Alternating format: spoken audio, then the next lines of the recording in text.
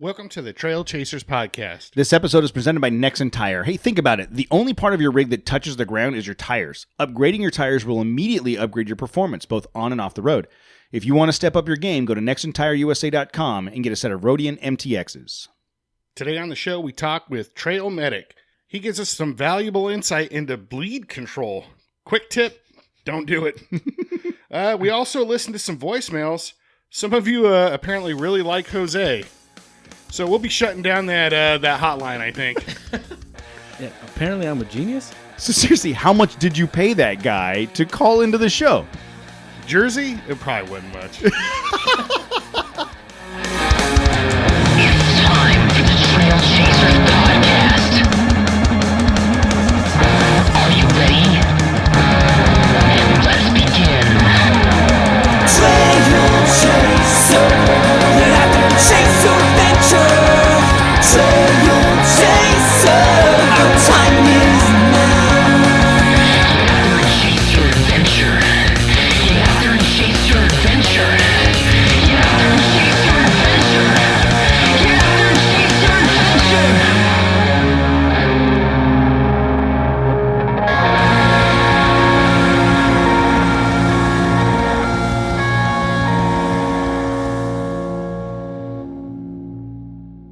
Hey everybody, it is time to record. Shot out of a cannon. We are live. I'm trying to amp up the energy because we have none of it tonight. Jose's sick, Matt's frustrated with work, and I had my first day of work today, so I'm kind of exhausted and I'm back in the work pool, unfortunately. But You're an active member of society. I'm an active contributing member of society today. I don't know if that'll last all week. We'll see what they do. And then we have Joe K on the big screen in the studio. He is joining us. Anarchy happening. What up, boys? Aren't we shooting for anarchy? We could. Can we? I don't know, dude. I say that I'm down with anarchy, but you know me, man. I'm a fan of process and like and Spreadsheets. rules. You need structure. I don't think there's spreadsheets in anarchy, dude. He'd be the one to try to bring Yeah, that the forward. Excel anarchy. Yeah. Dude, no, the Excel Control anarchy. chaos. That's the next podcast. They're Control playing chaos. Coachella this year. No, that's the next podcast, dude, where we're going to talk about all the different things you can do with Excel. Oh, good. All right. Hey, look, there's Joe K. What's up, Talk Joe? about killing the energy. Yeah. Thanks everybody for joining Put us. me out of my misery. And I'll be bleeding. well, speaking of putting you out of your misery, the next time you're bleeding, you're going to be grateful that somebody has gone through this process that we're about to talk about. I work in an office now, so if I'm bleeding now, it's because somebody wanted me to bleed. Well, basically. or you did something stupid on the You trail. opened up a ream of paper or something. Exactly. The office is a dangerous place, guys. How do I work this damn copier? I Does could my see, hand go in here? I could see it, dude. I could see it happening. with the gears that grind. And Yeah, it shows the- the fingers I all love those mangled pictures. up. Those pictures Yeah. that like the fingers are now 6 inches long because they've been through all 3 sets of gears. Yeah, Yeah, that's I've actually done those Play-Doh hands. it. That's why Casey has 9.5 fingers. okay. So Trail Medic is here, and the official Trail Medic, the real Trail Medic, is going to give us some guidance on bleeding control. And I think Finally, yeah, that should have been your first segment. But all right, So talk to us, Joe. Talk to us about bleeding control. All right. So anytime somebody's bleeding or anytime we're dealing with somebody who has potentially infectious body materials that are coming outside of the body, define infectious They said body that one shot would materials. take care of it. Yes, and how long does that infection last? Because I'm pretty sure I'm good at this point. well, there's a wide range of infections. So anytime we're dealing with something that could be infected, like blood, urine, any other type of secretions that contain any type of germs. this is a PG. Secretions. Yeah, this is a PG podcast, Joe. I swear to You better God, watch it with I your swear to God, I'm lingo. a 7th grader. He said secretions. He said urine. Any type of pathogens that it could be carrying. Now, you need to protect yourself first. So what we have to have is some sort of protection. And the baseline protection is going to be a pair of exam gloves. So nitro gloves are the kind of things that is the norm for us. If you're in a situation where you don't have a pair of exam gloves, or even like the nitro gloves that you would get at Costco, like food prep gloves, they are very close. So you would want to have the EMS style glove, but you need to have that on. If you don't, you could always improvise and use something like a Ziploc bag. Oh, that's a Stick good your idea. hand in it, and you can work it like an old school snow mitt Yeah. to provide that barrier between you and that body fluid. So you want to make sure that you're protected. You also, it's a way to protect the patient or the victim from you in the event that you had something on your hands that was dirty and you were jumping in to act quickly. So it's important for you to take that step and put the barrier in place. I swear, every time I think we have this thing figured out, like all I did is I put a different phone using for the live stream than the other phone, and now all of a sudden we got no voice. So, okay, well, you guys will have to listen to the show this week to hear what Joe has to say. Tune And in next week. and it's super important. So we'll figure about that out. bleeding and stuff. No big. Let's get through the rest of that. So, all right, Joe, let's kick off. You said some really important things that sounded really cool. I barely paid attention. I'm going to have to listen to the podcast to find out what it was because I was trying to fix all the audio stuff. But what's the next step? Talk to me about where we're at now. So we take that body substance isolation precaution. We have gloves on or some sort of barrier on our hands to protect us from the potentially infectious material. So the next thing we want to do is we want to identify the type of bleeding that is occurring. So there's 3 types. There's bleeding from capillaries, which is generally an oozing, kind of a dark red, very slow bleed. And it's basically something you get when you get like a scrape or a very mild type injury. And it's one that usually will stop just with a little bit of direct pressure. There's Okay. not a lot involved. If you left it alone, in most cases, it would stop on its own. Okay.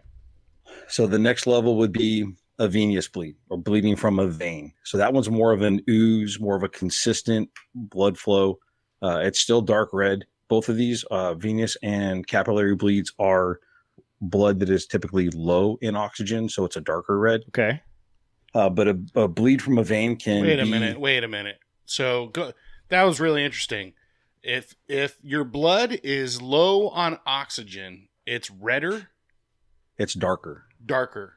With Well, an arterial Darker bleed, red, you're- assumingly, unless Yeah. you're like a Klingon or something, and then it's like well, green, right? Klingons entirely. We have a different level of protection. Or Yeah, you got a Clean. whole different. You got to get like sterile gloves, and well, I guess you'd have to whatever color the blood is. You still want gloves. Okay. well, But you need a thicker go on glove for about that. Klingons and Wookiees. You need Okay. a thicker glove. Okay. Those are 2 different universes, by the way.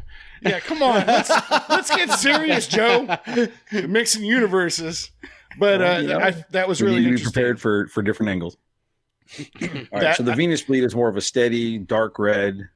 It's on that low oxygen side of the circulatory system, so it's dark and a more of an ooze. But you can bleed out with a venous bleed. It may take a little bit longer, depends on how big the wound is, how close to the heart it is. is that there- kind of stuff. Is there any like rule of thumb where, and I think I know the answer to this, but like your capillaries are surface level, your veins are a little bit deeper, and then we'll get to next, the arteries are deeper than that, or specific spots on the body where that's the case? Like how would we know if we hit a capillary or a vein at this point? So the capillary is going to be more of a scrape, a scuff, a scrape, so low level.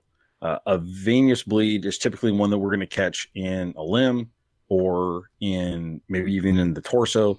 But the difference is the side of the circulatory system that the bleeding is coming from.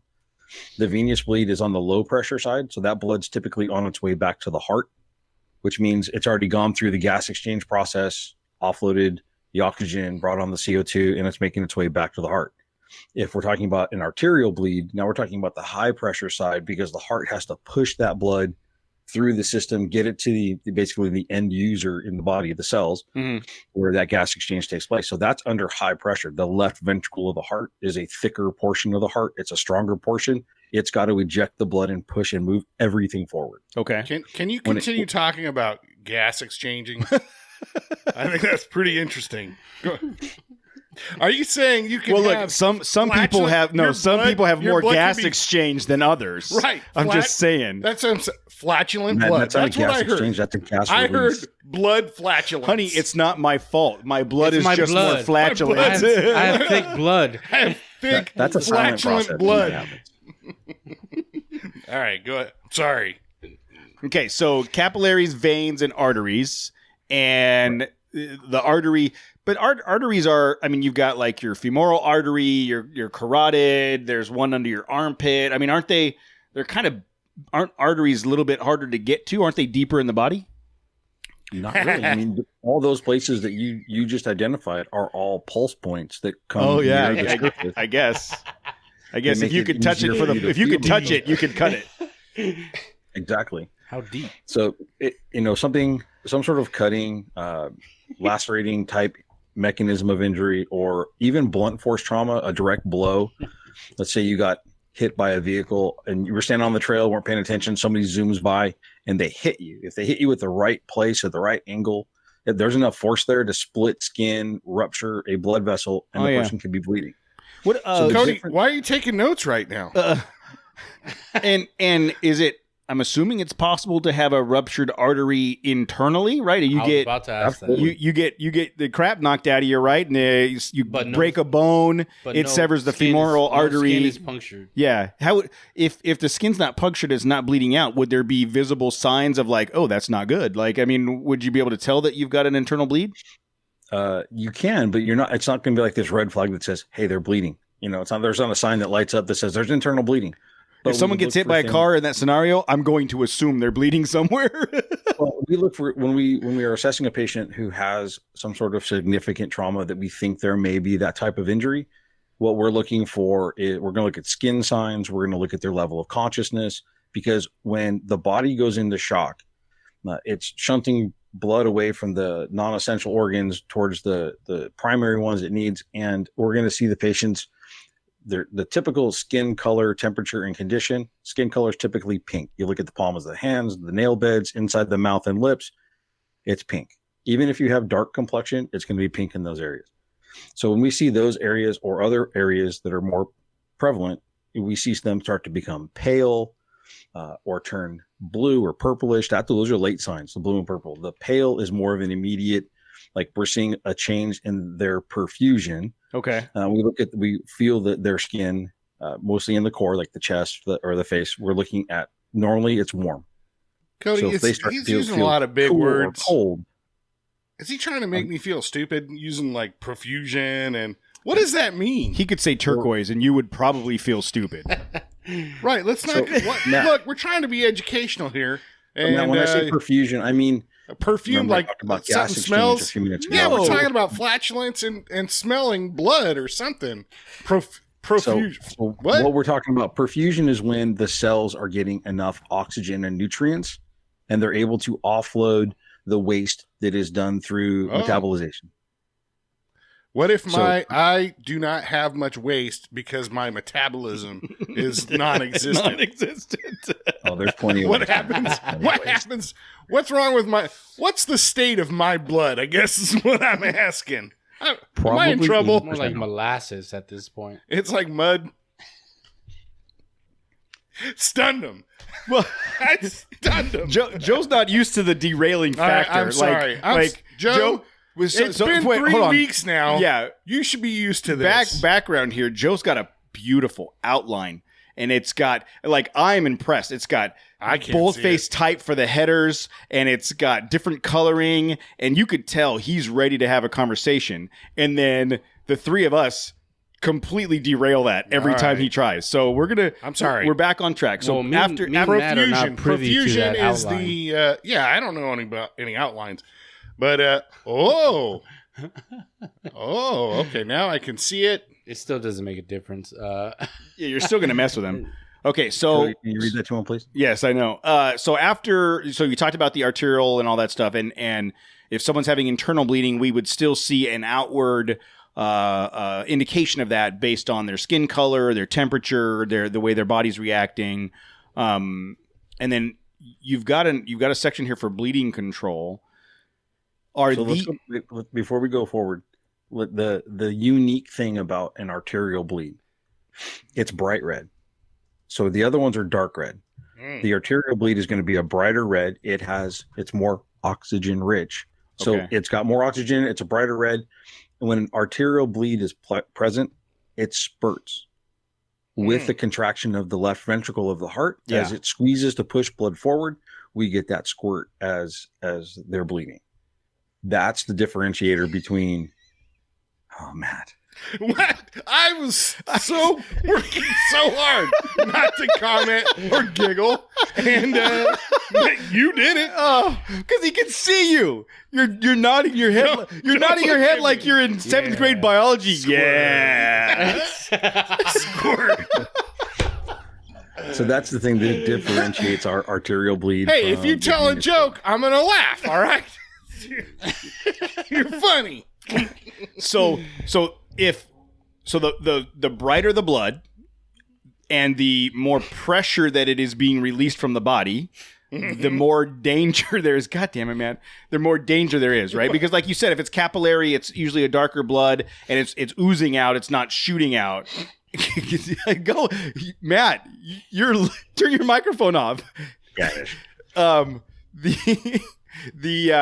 So the brighter the blood, the more pressure that there is, that's the more critical. That's more. So if you have a situation where someone's got multiple wounds and you've got one of those wounds that looks like an arterial bleed, that's the one we go after first. We want to go after the one that's bleeding the most. Okay. So an arterial bleed and a venous bleed can both be life-threatening. Okay. We have an 125 pound adult has approximately 4 liters of blood. Okay. Okay, So I you must have figure- like So 12 I have liters 12 of blood. liters? So you figure like a 6-year-old who's about 65 pounds, a 2-liter quantity, and then an infant who is going to be around like 12 ounces of blood. So obviously the older we get, the bigger we get, the more blood volume we have. Okay.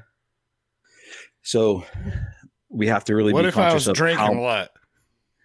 That doesn't change the amount of blood in your I don't system. know. It thins it out. Joe, what if I've been drinking a lot? then you just have more alcohol in your blood. Yeah, it just thins out You- the blood. you- it doesn't change You the make blood better quantity. What's the decisions volume to of keep blood? them employed. No, it doesn't change the It's not- volume. It thins it out, but it doesn't change the volume. It's a closed system. What if I drank like different colored beer? Would it change the color of my blood? It might change the color of your pee. Or your poop. Oh, Well, that I can attest to. I know that stuff.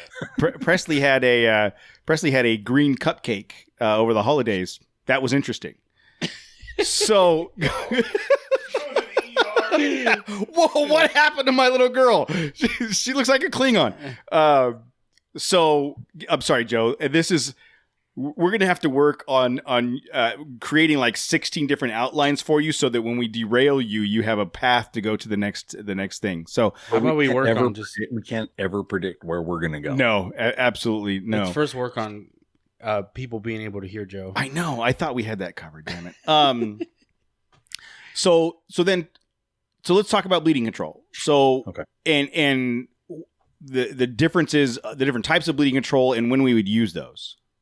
Right. So in most cases, minor bleeding will be controlled with direct pressure. Okay. So taking a gloved hand or a 4x4 piece of gauze and putting it over the wound and pushing with some pressure. You're Wrapping gonna it push. It's super not tight with just- electrical tape. No. duct tape. No, you made me cringe when you posted that.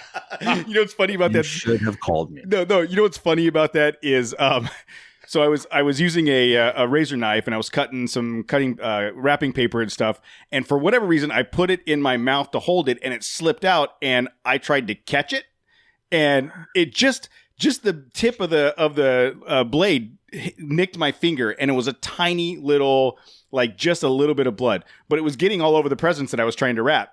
So I cranked on it with electrical tape to get it to stop. And I thought of you when I posted it. I was like, Joe's going to appreciate this, but it worked. It worked. Dude, it was so tight. Like your finger was like purple. Dude. Dude, it works. It stops bleeding. There were a lot of innuendos there. I just want you guys to know I stayed quiet during most of it. Okay. So direct pressure on most wounds. So direct pressure is going to work on most of the minor wounds. Now, when we're talking about direct pressure, if it's a larger wound, you can use the palm of your hand. Now, if it's a more kind of a precise wound, let's say that there's bleeding in the neck or in a very tight portion of the elbow or in the armpit or something, you may have to use just fingertip direct pressure to get on top of that injury site. So direct pressure is relative to the size of the wound and the area of the wound. Sometimes you have to use fingertips to get in there and really put that pressure down. So that's from most ones. No comment. So, is there a like a threshold to where the direct pressure is bad? Like, you see people, they got a wound on their side and you got some 200-pound guy leaning on him trying to hold it, or on a leg or something like that. I mean, can you do more damage with too much pressure? Not usually. Okay. It's about compressing the blood vessel, compressing the cells in that area to help with the coagulation process. That's that the platelets come together and start to stop the bleed naturally. Okay. But sometimes the injury is at a point where the body can't do it on its own.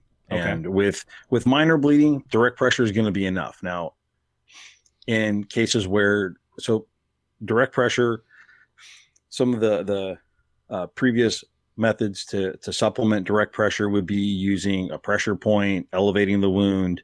Those aren't necessarily bad things, but they're not.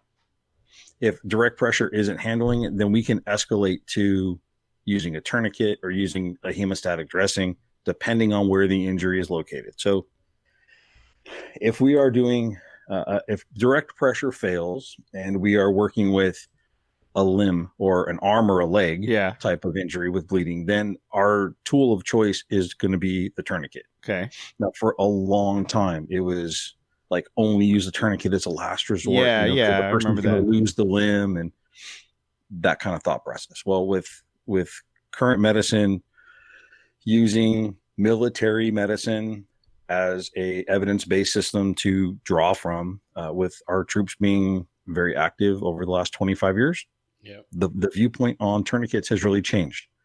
It's very much if you deem that the patient has or the victim has lost a significant amount of blood, or you just don't feel like the direct pressure is going to accomplish the stop, then you can go right to a tourniquet. Okay. And that's on a limb. So if I apply a tourniquet to a limb, there are some things I need to be aware of. I don't want to be on top of a joint. So if I have a foot bleeding or a lower leg bleeding, I don't want to be on the ankle, right? I want to be above that. If we're bleeding below the knee, we want the tourniquet to be just above the knee, like 2 inches. So at least 2 inches from the injury site, about 2 inches from a joint. If that's, we have to get past that joint. So going back to that, so like if I step on something with no shoes on and I slice the bottom of my foot, I don't want to put the tourniquet above the knee. I can go below the knee on the calf? shin, like on the calf, as long as I'm not on the ankle. Right. Okay. Right. But in all likelihood, you stepping on a nail or something like that is not going to be life-threatening bleeding. I mean, No. I know you're just So here's a scenario. A friend of ours at the river may have been consuming adult beverages, pulled up to the sandbar, stupidly jumped out of the boat, and someone's anchor was there. And he landed on one of those square box anchors and literally put one of the spikes through his foot.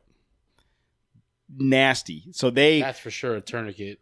So they threw him back in the boat, poured beer on it to make sure it was clean. They threw him back in the water and just kept on moving. Went to another location. I mean, like, that's a situation, immediately wrap a tourniquet around the calf and cinch it off, because I don't know how much direct pressure is going to work when you've got a puncture wound through the foot. Stick your finger right in that hole and just plug that mess right Joe up. is cringing so bad right now. He's like, "Oh my god!" I wasn't there, Joe, when this happened. I was not there. That's how you test your buddies to see how good friends they are. If they're willing to sit there, everybody else is drinking and having a good time, and somebody's just plugging your hole with a finger on the way to the hospital. What are we talking about here?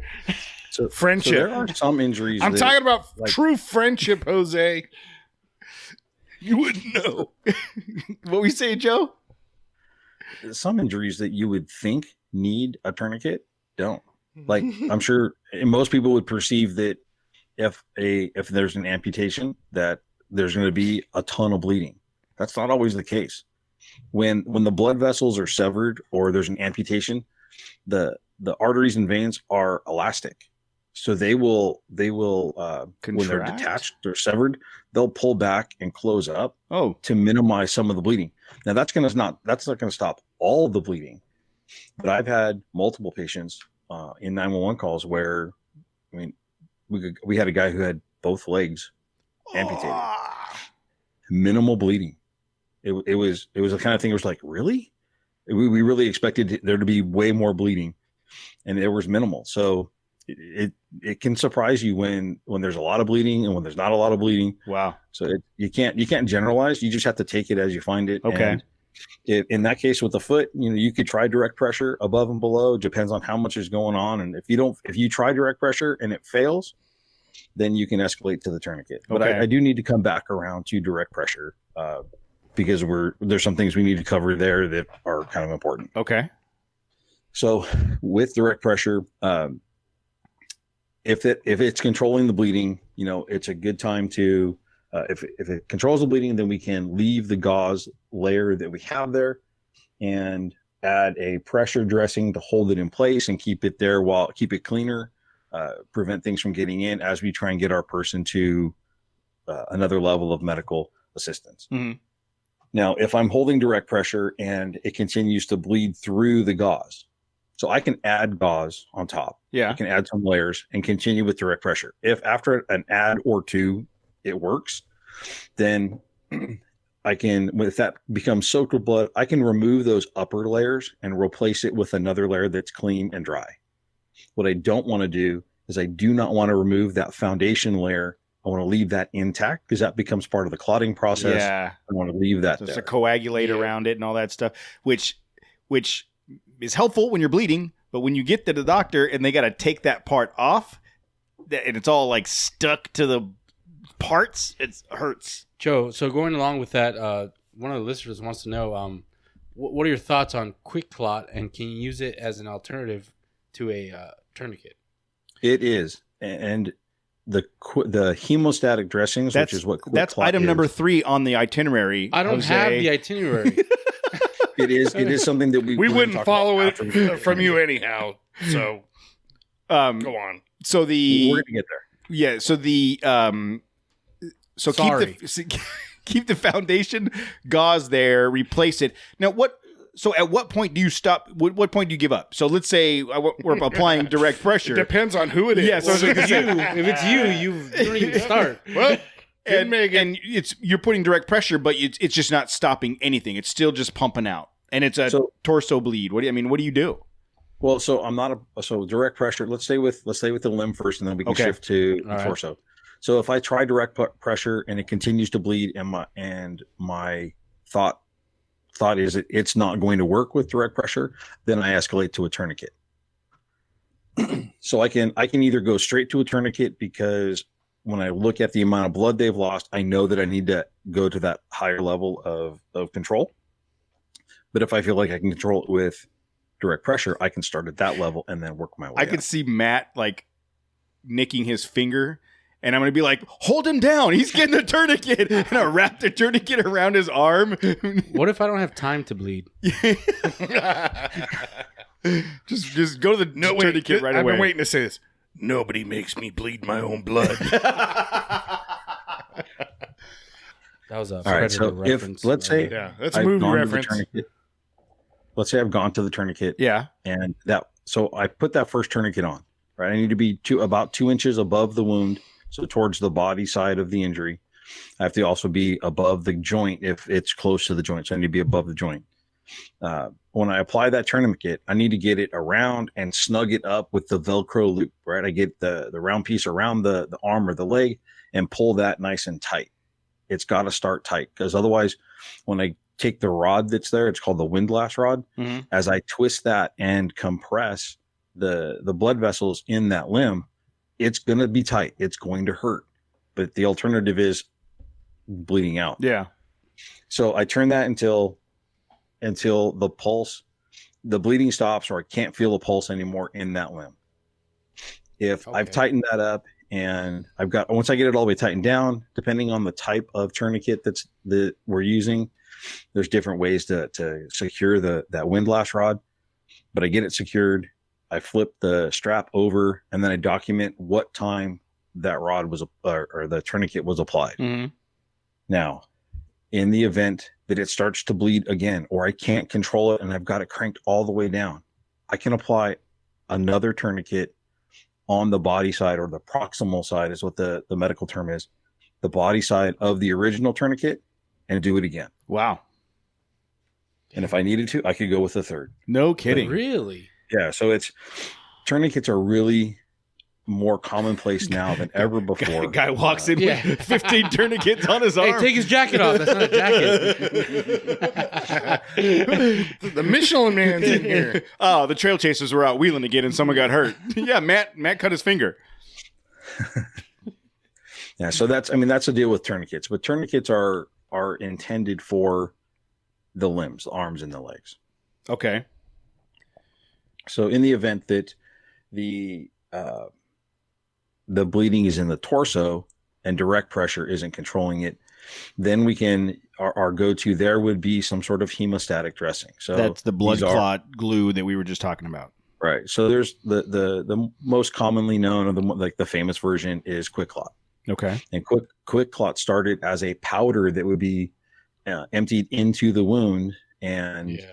Gross. it's morphed into its current configuration where the hemostatic agent is embedded in gauze, and many times the gauze is in a kind of a Z fold formation. So as you open the package and you start pulling it out, it's connected, but it's in folds. You just keep Keep stuffing. Yeah. it in. Stuff the And- hole. Stuff the hole.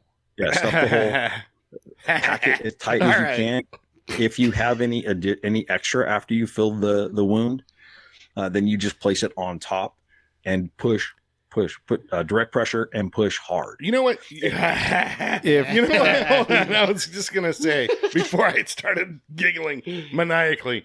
Not only nobody on Instagram is hearing any of Joe's stuff. Think about it. They're just they just hear me giggling and cackling Like every a once in a little while. boy. They don't know what they get. No context whatsoever, Oh, man. and they're missing out on Joe's hand gestures. Yeah. I don't know if you guys are paying attention there, but I could see the gauze, and I could see him applying tourniquets to the Invisible Man in front of him. It's pretty impressive.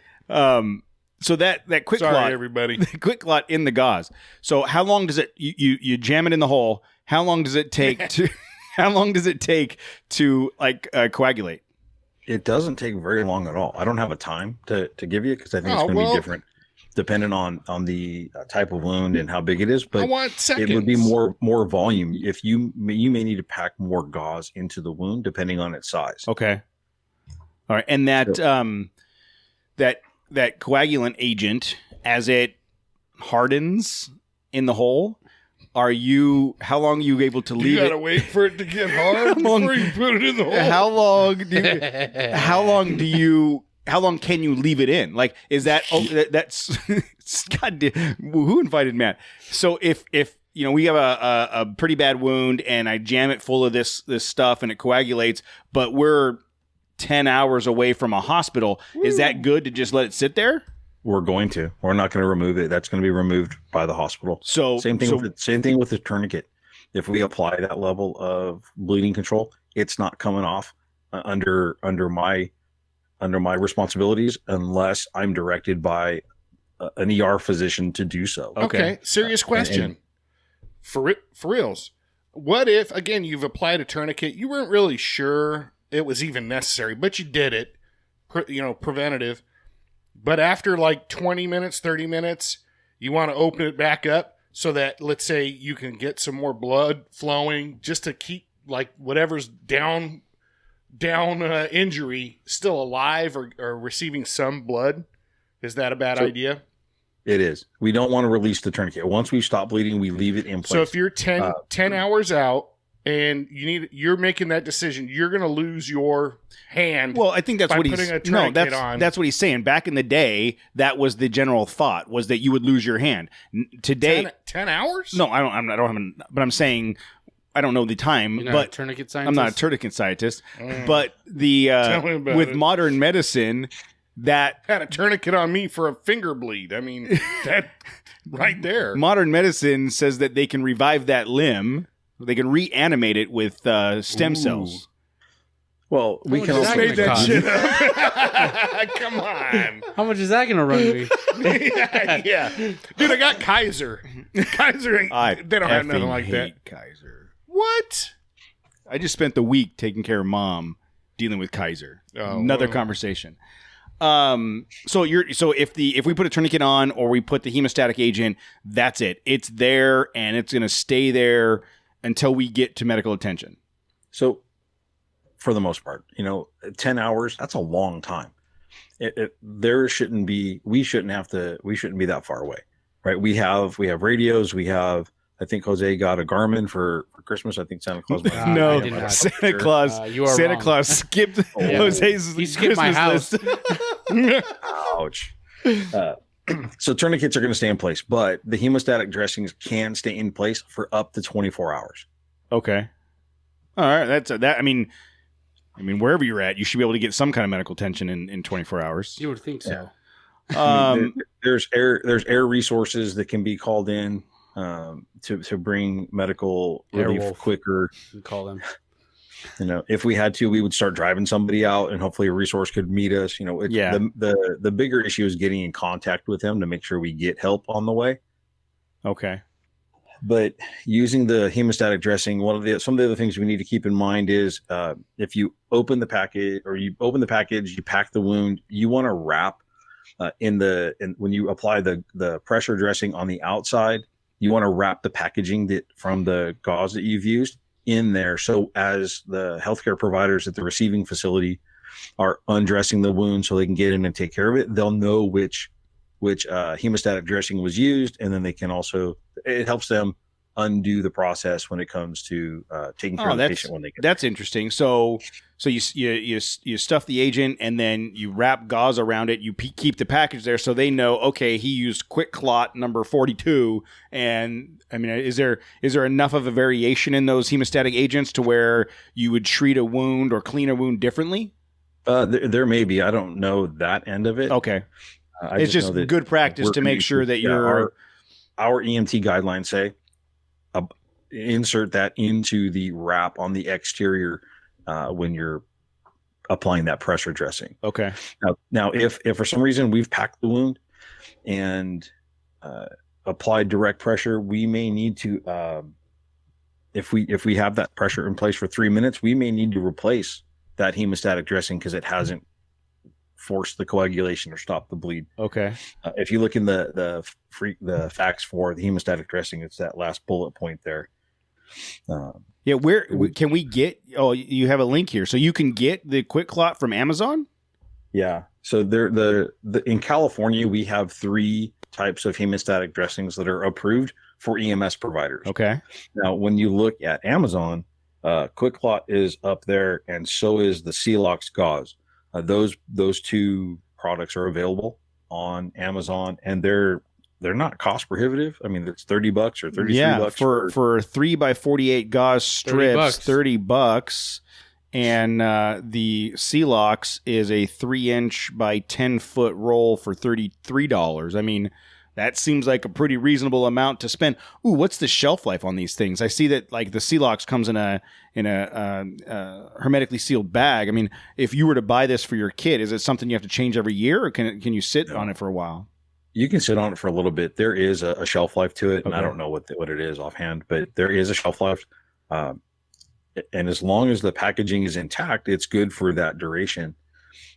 And by the way, I'm taking donations for the Trail Chasers to help purchase some of these items. If anybody's interested, I'd like to get about 6 or 8 of them to strategically place in different vehicles. Yeah. Well, I'm Oh, no, it's per vehicle. yeah, I was going to say 6 or 8 per vehicle. Well, just looking at like you said, this is $30 for 3-inch by 48-inch gauze strip. I mean, that's a 4-foot long roll or Z shaped. It's like fruit by the foot. You just cut it off. I only need about 6 inches of this. No, when you pop that package, it's a one time. You know, if I you need a open the bigger roll. package, you're putting the whole package in, man. Can you just go around cutting other people and just cut it up into pieces? Hey, I got some extra gauze Anybody here. bleed?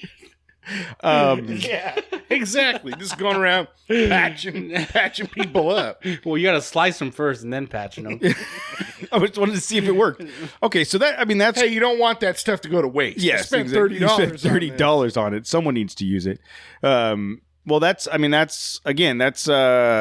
pretty reasonable amount for what you get. I mean, you can get the Quick Clot. They have a 3-inch by 24-inch gauze strip for $16 if you want to skimp out on your life-saving supplies. But who knows?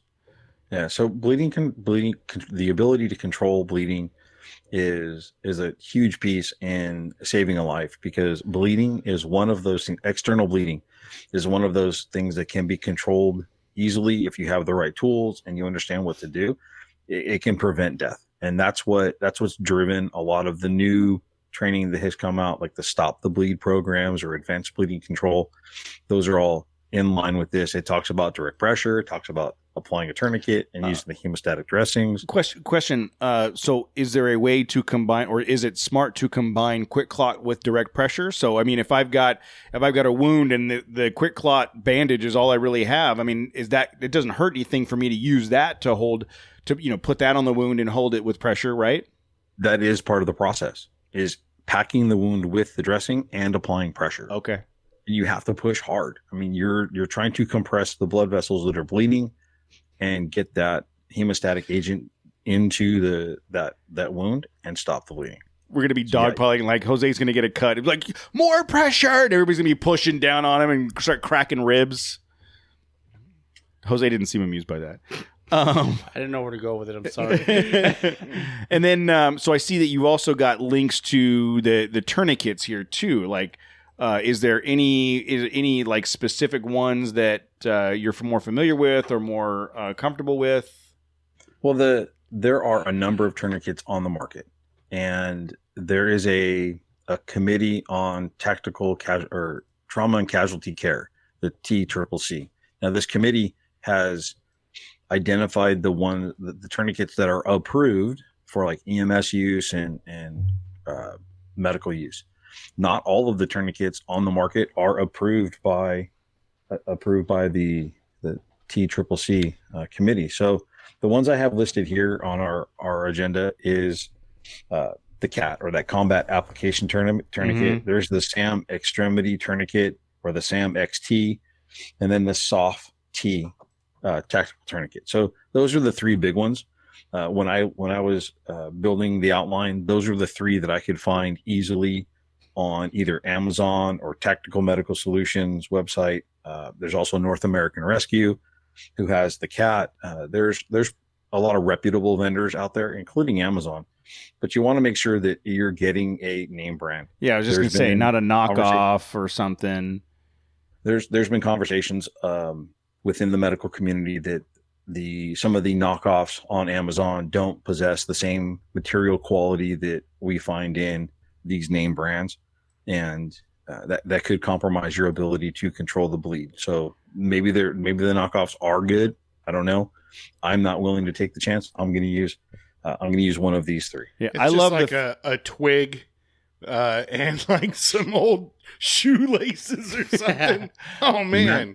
That's a perfect segue, man. It's real quick. I love the fact that the North American Rescue Military tourniquet on Amazon comes in 25 packs specifically for the Trail Chaser team. Like we need all $650 of that right there. Everybody pitch in. Hey Cody, the sun never sets in. I don't have my regular glasses are over there, and I couldn't read what was on the screen, so I had to put my sunglasses on. Your future must be really bright. No, Yeah. I'm blind. I can't see stuff. All right, so we talked about commercial grade tourniquets, and that's fantastic if you have one. But if you don't, you can use something else. You can use a triangular bandage with some sort of rod to take the place of that windlass rod. So you could use a screwdriver. It just needs to be something that's rod shaped that's very durable, because once we wrap that triangular bandage around the limb a few times, we will tie it overhand knot, insert that screwdriver into the knot, tie it down, and now we're going to crank down on the screwdriver as the wind lasts to tighten down until the pulse stops. Sorry, Joe, I missed it. What kind of shape was that? I swear this is like 6th grade biology again. So the what about going back to like a old school leather belt? Like, I mean, you know, like put the belt on and wrap that around. Is that better, or should we stick with the triangular bandage and the rod? Well, ultimately, you have to deal with what you have in your toolbox or your first aid kit or whatever the case is. So as long as it's 1.5 inches to 2 inches, that's good. It can even be 3 or 4 inches. That's good. The wider it is, the more diffuse that pressure is. We use something like a wire or rope or something. That's a very narrow area, very concentrated amount of pressure. And now we're talking about doing tissue damage on top of the injury. So we want to avoid those type of things. But if you needed something on top of a wide leather belt to help you get more pressure, then, you know, that would probably be okay, because it's going to be diffused by the thicker, wider band. Okay. Yeah, I'm trying to think of like, you know, things in your truck that you could use, like a snatch strap, but seatbelt. Cut the seatbelt. That's a good idea. Cut the seatbelt, tie a knot on it, and twist it.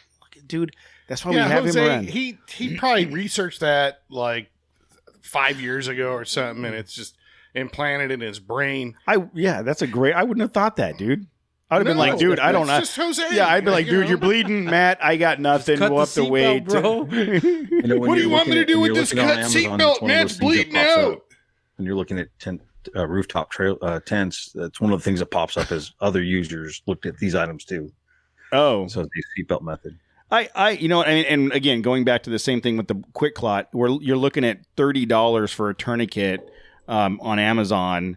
That seems like a pretty reasonable. You know, and I say this, and I haven't bought one, but after looking at this, I'm going to throw one of these tourniquets and that quick clot in my Amazon cart and put that in my first aid kit. It's cheap insurance, even if you never use it. Yeah.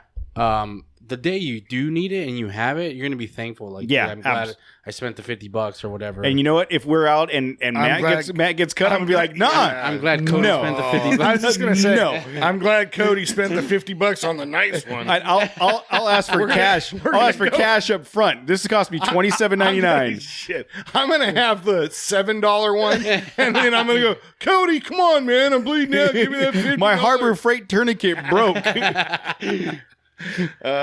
Chicago brand tourniquet. Everything at Harbor Freight's like some industrial Pittsburgh. Yeah. Oh man. So keep an eye out for the Houston tourniquet coming out from. Okay, what else, Joe? I mean, you got a couple of things left here. The tourniquets, again, I think is a cheap insurance to Jose's point. The quick clot. As far as bleed control is, should we keep, like, what kind of gauze bandages should we keep? What kind of things should we keep in the toolkit to be able to handle that? So gauze in individual packages, usually like 3 or 4 layers of gauze in a package. So having them individually wrapped ensures that they're clean. So a 4x4, 4-inch by 4-inch, or even a 3x3 or a 2x2 for some smaller injuries. Those are good tools those are the go-tos for the direct pressure. On top of that, you would want to have some roller gauze. About 3 to 4 inches is a good width to help with a pressure dressing. If we escalate up from that, you can use something like the Coban, which is that self-adhering type of roller gauze, that's really good because it clings to itself and it holds in place, and it's stretchy and elastic, and you can you can almost use it like a tourniquet. When you wrap it around tight enough, it will bind itself to itself and hold that kind of shape. Yeah, the pressure. There you go. Yeah, it won't be enough to work as a tourniquet. No, but yeah, it'll hold good pressure. It's good for any type of area that gets a lot of movement, like a knee area or an ankle, when you're trying to hold something in place. My kids use it for sports when they get hurt and they have to cover something up real quick, and it's a great tool. So yeah, those are the basic level things. the gauze, the roller gauze, the Coban. Those are some of the basic things we need to have. Also, you want to go back to the very beginning of our conversation. Got to have those gloves. Mm-hmm. Mm-hmm. And the stretchy tape is called Coban, Coban. I think so. Huh. Or you sometimes you can get it with an elastic bandage. No, there, yeah, search. Coban, Coban. It comes up. So leveling up from the gloves, it's always good to have like a pair of safety glasses because if it's a spurting wound, anytime we're working with body fluids, You don't want to get it in your eyes. you don't want to get it in your eyes. Yeah, so those are our tools. I'm sorry. Yeah, you weren't even paying attention. I totally laid that up for you, and you screwed it up. It probably sucked. I just decided not to do it. Full disclosure, we've talked about my mom being in the hospital recently, and I've been in and out of Kaiser, and every time I go, I look for tape. I look for, I've probably got 3 rolls of tape, medical tape here that I snagged from my mom's hospital room. You know what? They're just going to end up charging her mom. It's probably $500 a roll. Yeah, it just cost. Yeah. They're not going to be able to. They're not going to be able to make the mortgage this month. Dad is going to lose his crap when he's like, "What? $500 for tape?" I like to raid the doctor's office when I go for my first aid kit. As we're talking about that direct pressure, and you brought up tape, when we wrap with gauze, it doesn't stick to itself. So there's really 3 ways to attach or tie off the pressure bandage with regular gauze. So you can tuck it, you can tie it, or you can tape it. All 3 methods work just fine. So if I get a good start and I wrap, and then I get to the end, I can just tuck it underneath one of the previous rolls across, and we're good. Okay.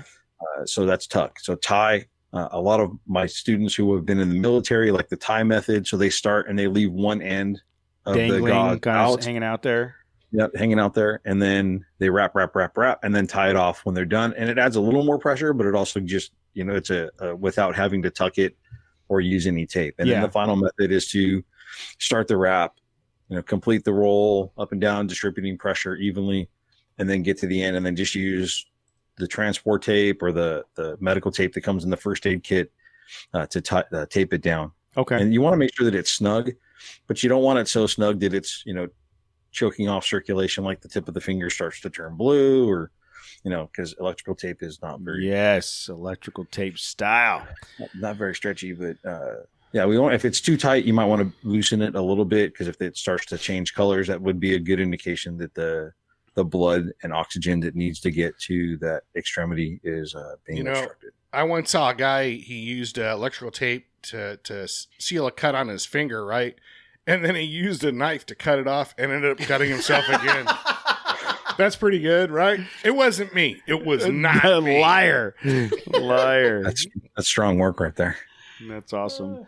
Well, dude, even though we tried very hard to ruin it for you, I appreciate the knowledge. I can try harder. Oh, I didn't Wait till next time. Oh man, no, this is good stuff. This is, because I would, it's very. I would think that the bleed control is probably one of the most common needs on a trail. Whether it be minor cuts and scrapes or a puncture, or a puncture,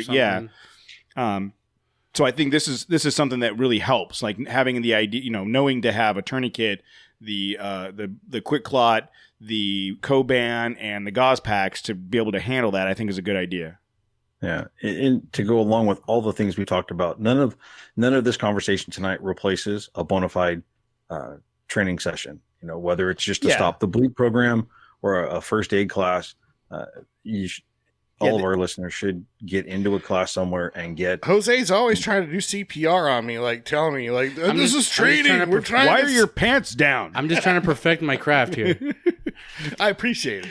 Pants down CPR. So get fully trained in pants down CPR by going to thetrailmedic.com. We this talked. Man needs resuscitation. Hold on, let me undo my belt. Something wrong with it.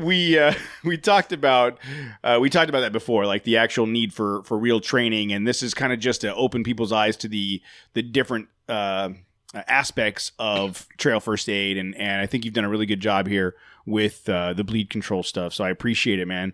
What do you have any idea what the next topic is going to be?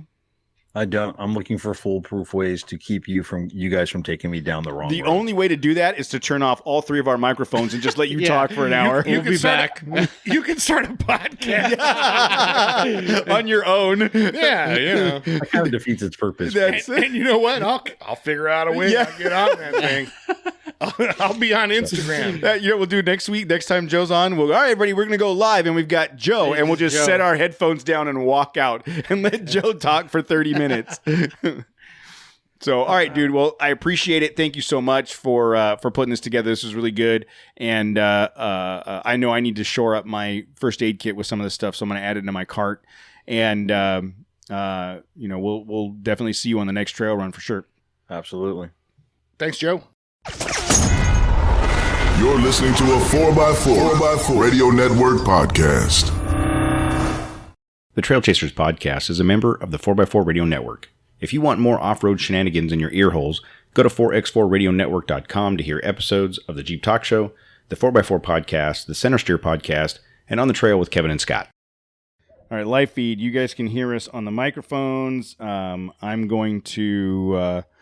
we have a couple voicemails. That thank you to those of you that sent some voicemails in. After we said that we didn't get any voicemails, we're gonna talk about some. Hold on, let's go to the first one and see what we got here. Hey guys, it's Dave from Oregon. Excuse me, I clear my throat. Sorry, been fighting the cold. Now that I got the right phone number, I can leave you guys a damn voicemail instead of whoever that other person is. Probably tired of hearing from me. Just listen to the latest show, and I too am a fat old guy like Matt and need a CPAP machine when I go out. And instead of trying to plug into one of those jump starter kits, I bought a little deep cycle battery out of a golf cart, and I can charge it at home, or I can even plug it into the cigarette lighter and charge it on the road if I need to. Doesn't work great that way, but it will last a whole weekend and more for me. So maybe look into that as a stopgap for you. I think the battery was a couple $100. Battery was under $100, and then I had to get a little 12-volt adapter for like $20 on Amazon to plug into the machine, and I'm good to go. So anyway, looking forward to hearing about the rooftop tent episodes. I just got a Ranger, as you guys probably remember, and kind of going back and forth between getting a ground tent or a rooftop tent for a lot of the same reasons that Matt, who is starting to sound like my father-in-law, kind of complaining about everything, the dirt, the lumpy ground, the this and that. I was just going to say. Kind of some of the same reasons he said. Father-in-law anyway, sounds pretty great cool. show. Keep it up. Happy New Year. Look forward to listening to the Trail Chasers in 2020 and maybe getting down to do the Mojave Trail run with you guys. Thanks. That would be nice. And see, here's the thing that you're missing. Do they lit Fords on the Mojave Trail? Here's the thing that you're missing. about that. Is Can I borrow your deep cycle battery? If Matt has a deep cycle battery, he has no excuse to go home when he doesn't want to play with us anymore. Like, I really believe I'll that just leave. 50 I'll something, just leave. Trust me. 60% of Matt going home that night was a combination of being done with the desert and a combination of being done with the boys. Like you were ready to go home. Like I said, I will just leave. I don't need excuses. But yeah, dude, I was exhausted when I got home. I bet you were. But I'll talk. That deep cycle battery thing.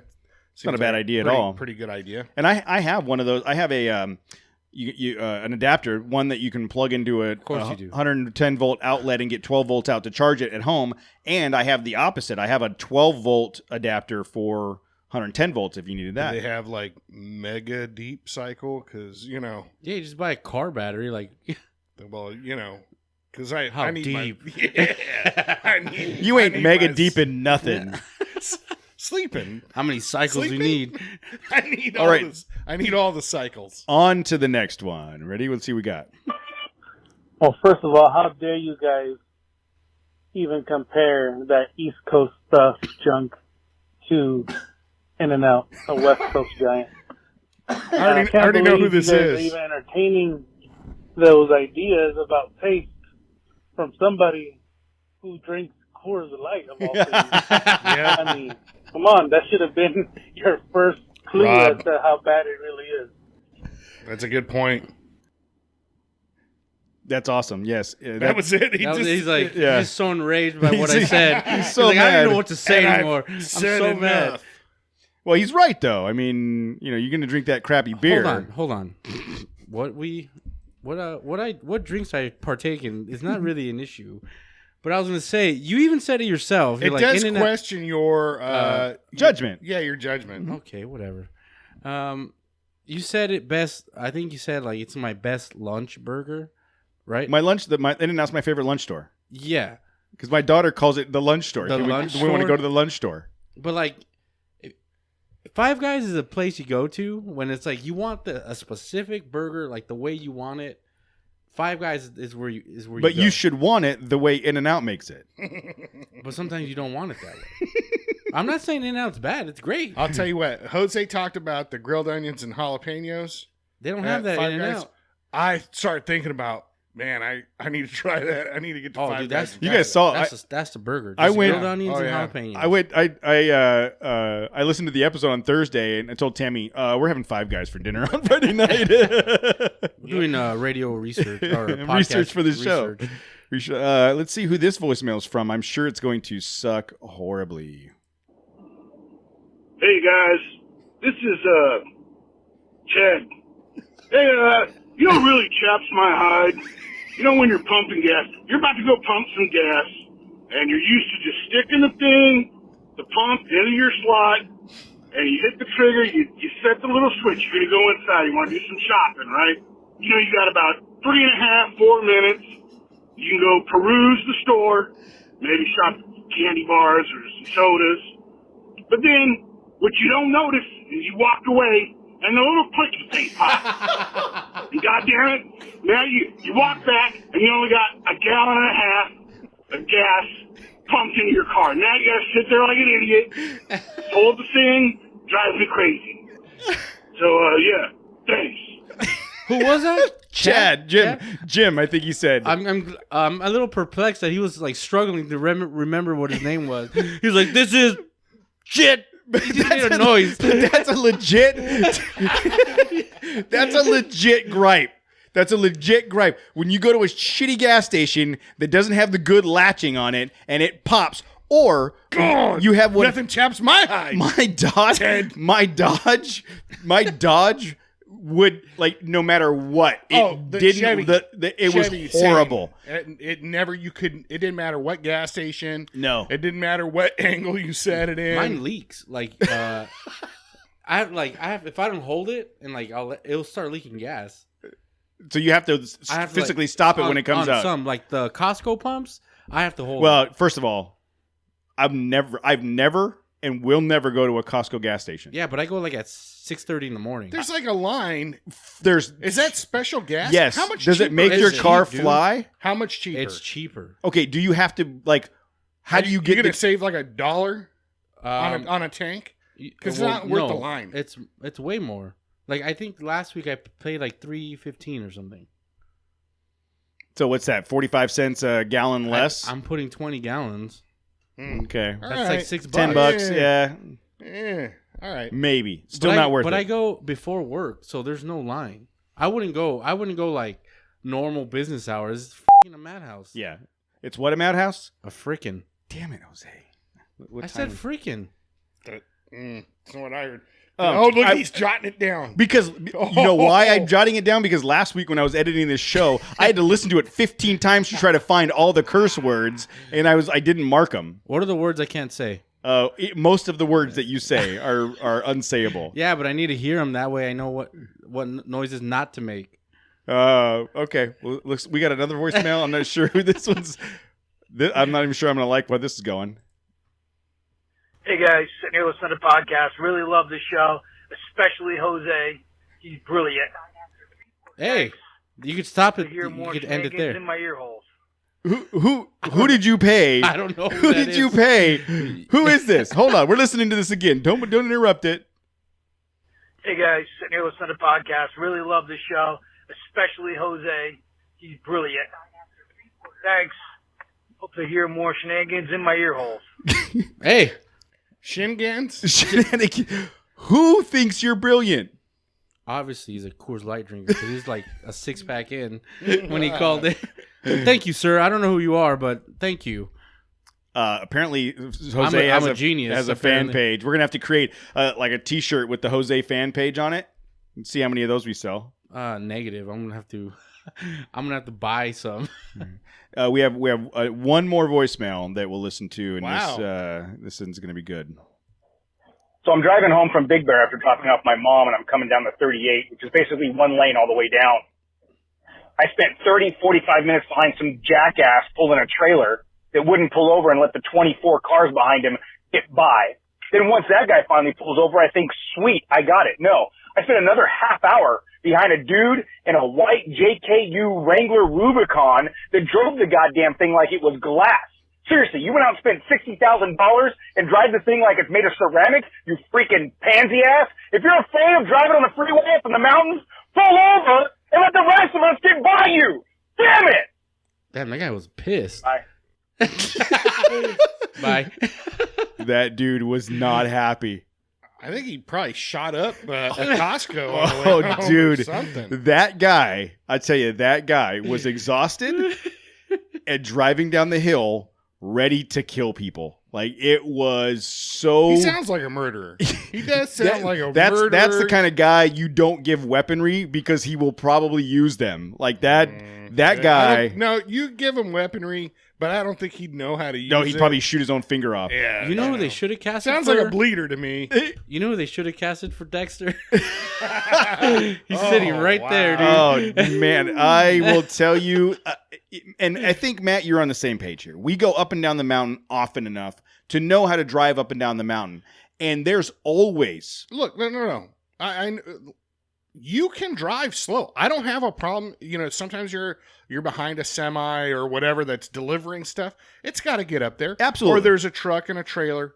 But there are turnouts Yes. like every half mile, Yes. at least every half mile. It may be... Make use of that turnout. If you see a guy in a white Frontier and the whites of his eyes Yes. and he's fumes and flames are shooting out of his ears, dude, just, I don't care if you're almost to Big Bear City.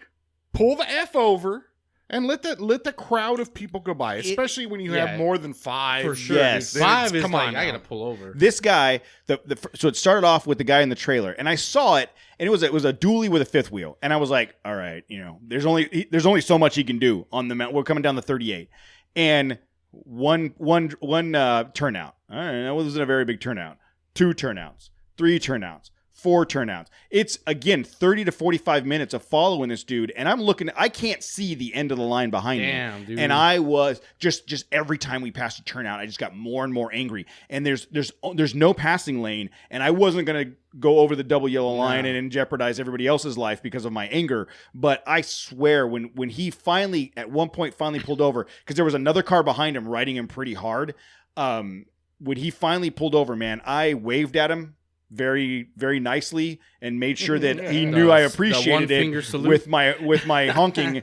And I was furious. And again, I was like, okay, sweet, finally. And then that dude in the JKU was not going any faster than the damn fifth wheel was going. You know, was it lifted and shit? No, it was a stock Rubicon. You know how I drive, and one time I'm coming down the mountain and there's somebody like in a sports car that's on my ass. Yes. Like, oh shit. You know what, dude? Yeah, you got another pace than I do. Yep. I'm gonna pull right on over. Yep. All you, man. Yeah, all you. And I've done that with the go girls. get it. Because the girls don't, like, either Presley sleep in or the girls don't like the mountain road that much. Like, they start to get sick. So if I've got them in the car, and Tammy would probably disagree with me, I try to keep it under control. And if I've got a car behind me that's ready to move and I got the girls with me, I will gladly pull over. Let the guy go by. It doesn't hurt me any, but I'm not going to. That guy had to have 30 vehicles behind him, and he just hosed their whole day. Like I mean, you know what I mean? He just hit, what he was doing was way more important than anybody else's. And it just, I was so freaking angry after like a really long week. It was all I wanted to do was get up there and get back. And I was ready to kill somebody. That guy should die. He should honestly just be put him down. But with that said, I want it to be a fiery, painful death, not just like, Not a quick, swift, no. I don't want him to fall asleep and not wake up. I want him to feel pain up until the very last minute. Wow. Well, you could have ran him off the road, probably. I could have, but then I wouldn't have been able to be as angry as I was at the other guy in the front. So that guy, once you get down the 38 and you make that hard right turn and you're on flat ground, there was a minivan. No, it was a Accord and me. There was this Rubicon and then a car and then me. As soon as we made that turn, that Accord shot out and I followed him and we both blasted by this guy and changed back lanes into pretty close. And I was just like, I don't understand the lack of courtesy of people. Well, some people don't drive those roads enough to they're oblivious to that there's other cars. You think that's what it is? They just don't realize? Yeah, 100%, dude. Like, because people are, they don't know, like, they don't realize, they may not realize that there are certain rules on those type of roads. But if there's 42 cars behind you and the 3 cars immediately behind you are that far away from you, like, I get it. That's a message. Short of shooting rockets out of the front of my truck. Common sense isn't that common. Yeah, dude. true. I was just furious. Like, I can't even tell you how mad I was. I would have been yelling. So, yeah, I needed to call and let you guys know that. Dude, I used to have a helper when I was like road raging. He would bark at people. He would roll the window down and stick his head out and just and it was great because it made me laugh and it broke the tension, And then he'd curse people. I hope you get dick cancer, and to start talking like that because he could tell I was getting mad. Abby. Shout out to you, Abby. I need Abby to ride with me everywhere because my... Oh, it's the best. The best. I hope you shit yourself in public. Yeah, exactly. And Casey's on the live feed. He said that they're too terrified to look back in their mirrors. I think that's a part of it, too. They're, like, panicked about driving on a road that turns. Yes. And they don't know what to do with themselves. And another thing that I could have... This fed into my anger prior to this. If you are one of these people... Please stop listening to the show. If you are one of these people that when white stuff falls from the sky, you drive up on a California highway and park on the side of a highway so that your toddler can play in the snow, stop listening to the show. Cars and trucks are slipping and sliding all around you. You're coming up and down that mountain. There's 400 cars parked on the side of the road. And I'll tell you what, I was so angry. I was like, speed limit is 65. Hope you ain't coming out. And I'm like, I'm going right through there, and I got a steel bumper in front of me, and it ain't stopping none of you. Like it's like going on the 10 freeway and pulling over to the side of the road to let your kids play in the mud.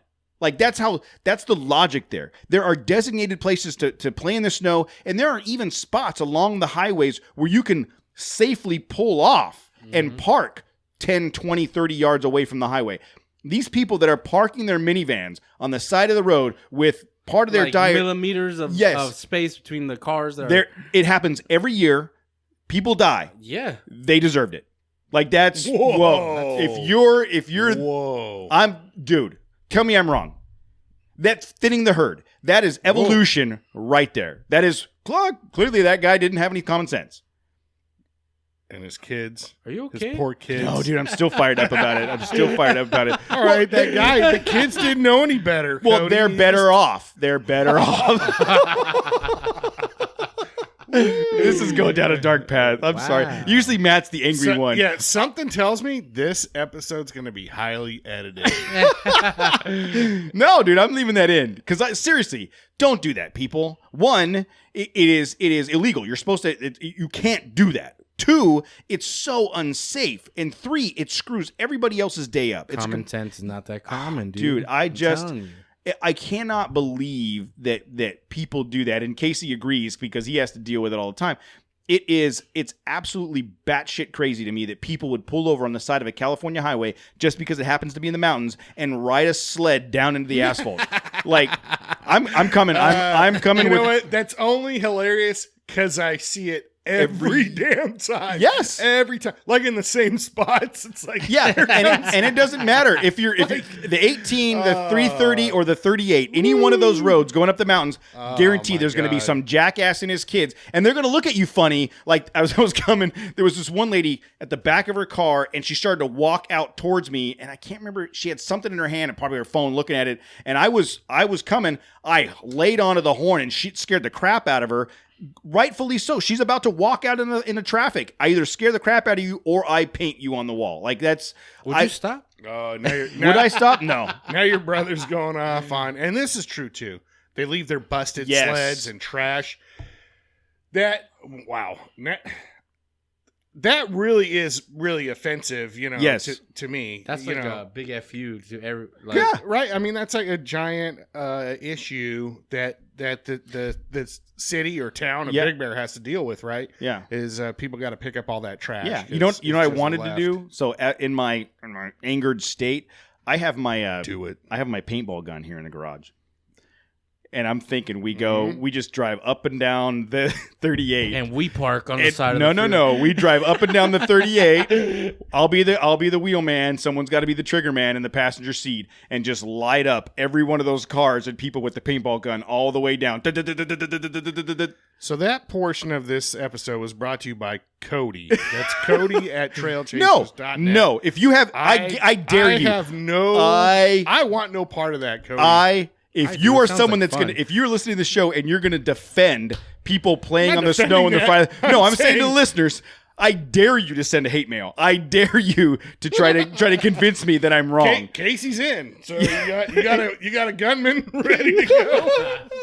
Yeah, but Casey's going to do it with his bow. Yeah, come on. Jose's about ready to jump in with you. Yeah, that is, and I'm not bailing you out of jail.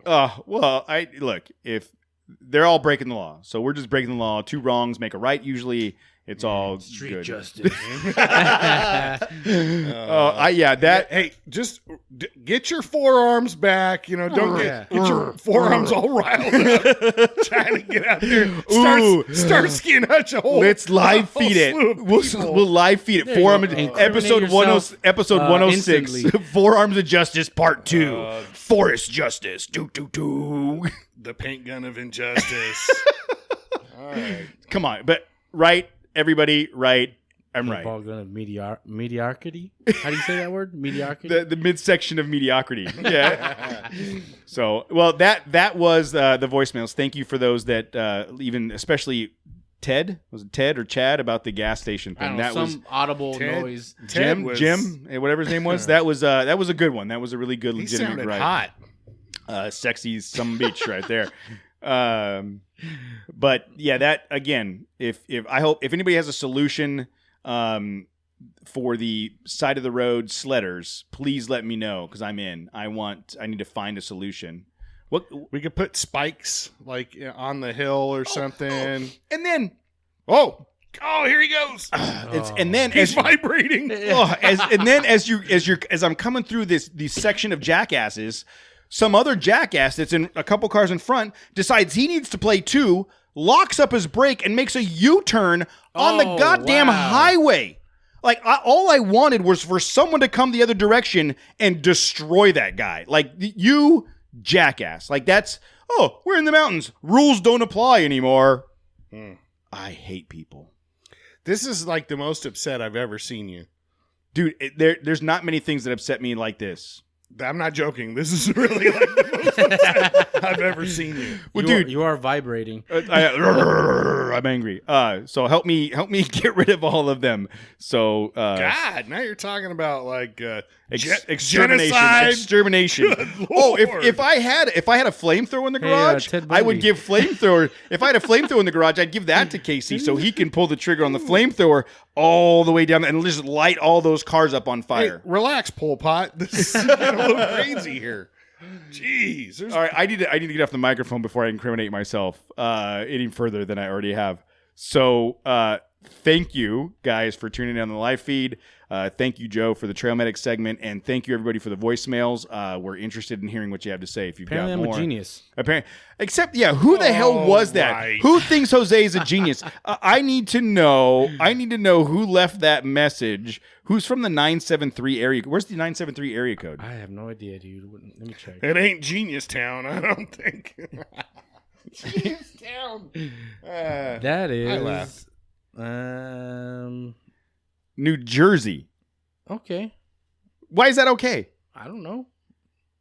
We need to do some research on western New Jersey to find out if there's any insane asylums I have zero. or if there's like mercury in the water stream. I think it's one of the what were those that TV show, that reality show like back in the day? the on Jersey MTV? Shore guys. Yeah, it's one of the Jersey Shore people. It's the situation he's telling me about. Oh, good Lord! I did his taxes.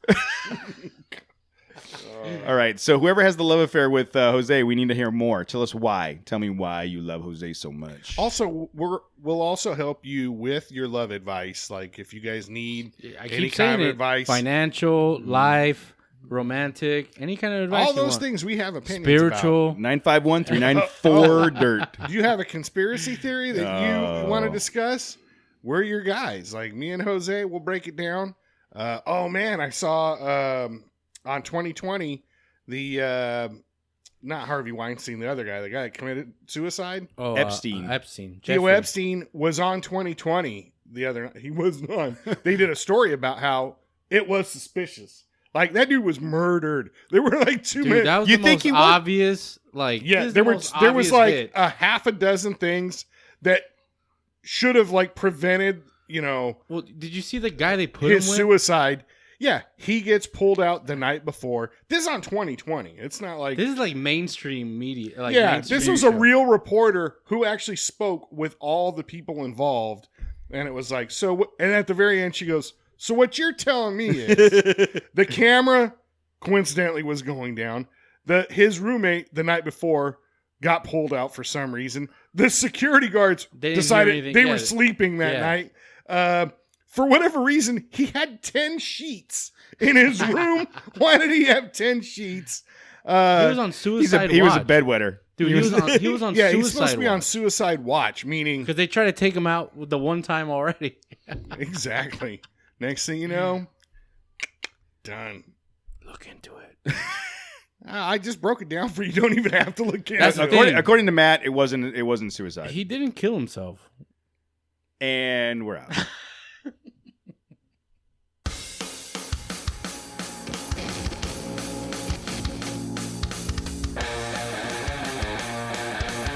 We'd like to thank Nexen Tire for their support. We've been extremely impressed with the Rodian MTX tires, and we are excited about what the future holds for Nexen. If you want to be part of this growing community, please go to nexentireusa.com and check out their complete line of tires for your rig. We would love to hear your feedback. Please go to trailchasers.net/contact and drop us a line or leave us a voicemail at 951-39 You can stay up to date with all our shenanigans by going to trailchasers.net/register and signing up for our newsletter, or follow us on Instagram at The Trail Chasers. Do you want us to talk about you on the show?